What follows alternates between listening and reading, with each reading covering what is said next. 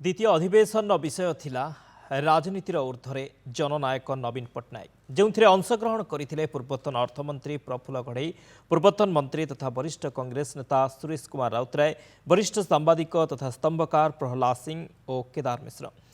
दीर्घ 24 वर्ष धरी नवीन पट्टनायक मुख्यमंत्री रही रेकर्ड भंग करते। दीर्घकाल राजनीति सत्वे से राजनीतिर ऊर्ध्वे प्रबाद पुरुष विजु पट्टनायक पुओ भावे नवीन अनेक क्षेत्र में उदाहरण सृष्टि करिसेंती।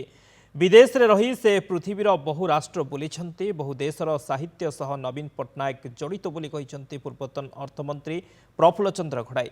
ओडिशा अभ्युदय कनक्लेव रे आयोजित राजनीतिर ऊर्ध्वे जननायक नवीन पट्टनायक शीर्षक आलोचना चक्र रे जोगदेई से कहिसेंती नवीन बाबू जड़े नियारा व्यक्तित्व। बिजु बाबू परी नेतांको कौनसी विकल्प नाही। बिजु बाबू सर्वदा बिजु बाबू। राज्यर विकास रे बिजु बाबू भूमिका अग्रगण्य बोली कहिसेंती पूर्वतन मंत्री तथा वरिष्ठ कांग्रेस नेता सुरेश कुमार राउतराय। ओडिशार विकास क्षेत्र में नवीन को भूमिका अतुलनीय बोली कहिसेंती सुरेश। सेहिपरि नवीन पट्टनायक आगामी पीढ़ीर विकास लगी चिंता करंती बोली कहिसेंती वरिष्ठ सांबादिक स्तंभकार प्रहलाद सिंह। से कहिसेंती भाषण न देई काम करिवार उदाहरण नवीन सृष्टि करिसेंती। सिंपल लिविंग हाई थिंकिंग नेता थिले नवीन। अन्यतम वरिष्ठ स्तंभकार तथा वरिष्ठ सांबादिक केदार मिश्र नवीन को व्यक्तित्वर भूयसी प्रशंसा करिसेंती। जननायक से लोक हुए जितेबाला देखला क्षणी सामने थिबा लोक मनरे एक उत्साह आसे।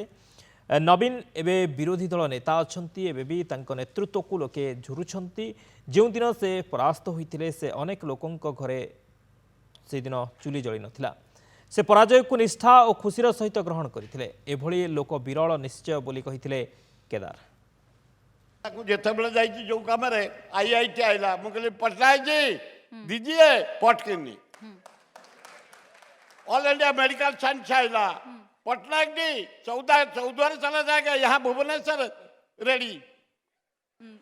अच्छा नाइजर पटनायक जी बाहर जाएगा इधर रेडी। माने अपन को कथा सब जटणी एरिया सब काम से करछंती। जटणी रो 11टा रोड को 20,000 कोटी टंका देइछंती। खूब बढ़िया लोक से तांको सताय प्रभु करंतु।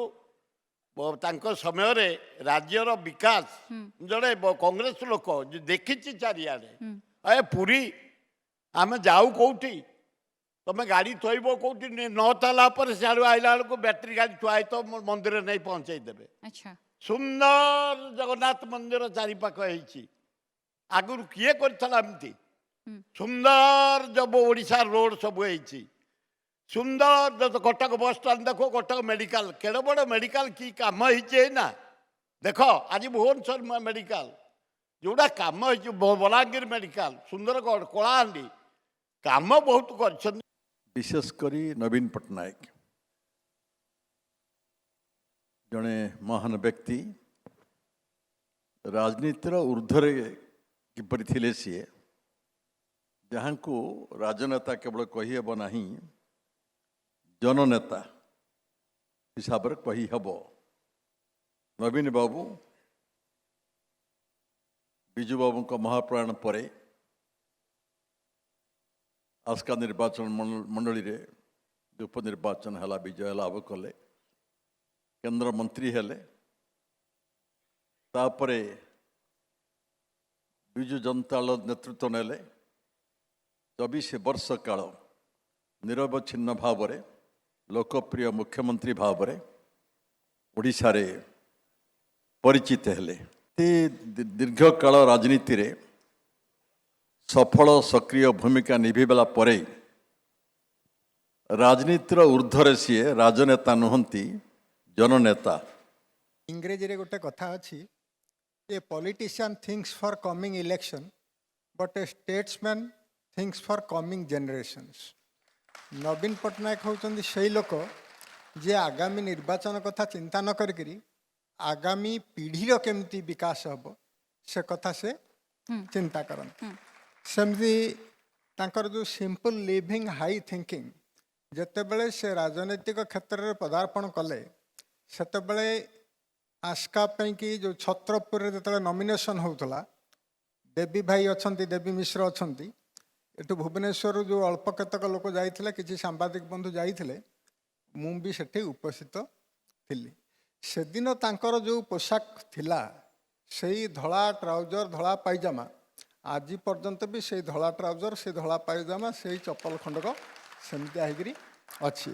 ଏ ଯେଉଁ ସିମ୍ପଲ ଲିଭିଂ ହାଇ ଥିଙ୍କିଂ ଭିତରେ ସେ ଚାଲିଲେ।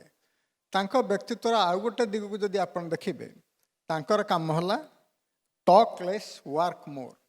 ନବୀନ ପଟ୍ଟନାୟକ ବେଶୀ ଭାଷଣ ଲମ୍ବା ଭାଷଣ ଦିଅନ୍ତି ନାହିଁ, କମ୍ କଥା କୁହନ୍ତି, ଅଧିକ କାମ କରନ୍ତି।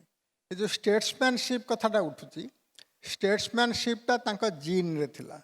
ଜନନାୟକ ସେ ଲୋକ ହୁଏ ଯେତେବେଳେ ତାହାକୁ ଦେଖିଲା କ୍ଷଣି ସାମ୍ନାରେ ଥିବା ଲୋକମାନଙ୍କ ଭିତରେ ଗୋଟେ ଉଚ୍ଛ୍ୱାସ ଆସେ। He is not in the power, କ୍ଷମତାରେ ସେ ଲୋକ ନାହାନ୍ତି, ବିରୋଧୀ ଦଳର ନେତା ଅଛନ୍ତି, କିନ୍ତୁ ଲୋକ ତାଙ୍କୁ ଦେଖିରି କାନ୍ଦୁଛନ୍ତି। ନବୀନ ପଟ୍ଟନାୟକଙ୍କର ସବୁଠୁ ବଡ଼ ପରିଚୟ ହେଉଛି ଯେଉଁଦିନ ନବୀନ ପଟ୍ଟନାୟକ ହାରୁଛନ୍ତି, ଗୋଟେ ଗ୍ରେସଫୁଲ୍ ଡିଫିଟ୍। ସେଦିନ ଅତି କମ୍ରେ ଓଡ଼ିଶାର 50 ଜଣ ଲୋକ ମୁଁ ଜାଣିଥିବି ଶୁଣିଥିବି ଯେଉଁମାନେ କହିଥିବେ ଯେ ଆଜ୍ଞା ଆମ ଘରେ ଚୁଲି ଜଳୁନାହିଁ। ଏବଂ ଡିଫିଟ୍କୁ ଆପଣ ଯେତେବେଳେ ପରାଜୟ ବରଣ କରୁଛନ୍ତି, ପରାଜୟକୁ କେତେ ନିଷ୍ଠାର ସହିତ ଏବଂ କେତେ ଖୁସିର ସହିତ ଆପଣ ଗ୍ରହଣ କରୁଛନ୍ତି। ନବୀନ ବାବୁଙ୍କ ମୁହଁରେ ଯେତେବେଳେ ସେ ମୋହନ ମାଝୀଙ୍କର ଏକ୍ସାକ୍ଟଲି ମାନେ ଯାଉଛନ୍ତି କରୋନେସନ୍ ଆଶୀର୍ବାଦ ନେବା ପାଇଁ ତାଙ୍କର ଶପଥ ଗ୍ରହଣ ସମାରୋହରେ, ସେଇଠି ନରେନ୍ଦ୍ର ମୋଦି ଅଛନ୍ତି ଭାରତର ପ୍ରଧାନମନ୍ତ୍ରୀ ଏବଂ ହାରିଥିବା ମୁଖ୍ୟମନ୍ତ୍ରୀ ନବୀନ ପଟ୍ଟନାୟକ ସେଇଠି ଠିଆ ହେଉଛନ୍ତି। ଏବଂ ଆପଣ ସେଇଠି ଦେଖିଥିବେ ଯେ ଯେଉଁଠି ଶାସକ ଦଳର ସବୁଠୁ ଅଧିକ ସମର୍ଥକ ଅଛନ୍ତି ସେଇଠି ନବୀନ ପଟ୍ଟନାୟକ ଜନନାୟକ ହେଇକରି ସେଇଠୁ ହିଁ ଠିଆ ହେଉଛନ୍ତି।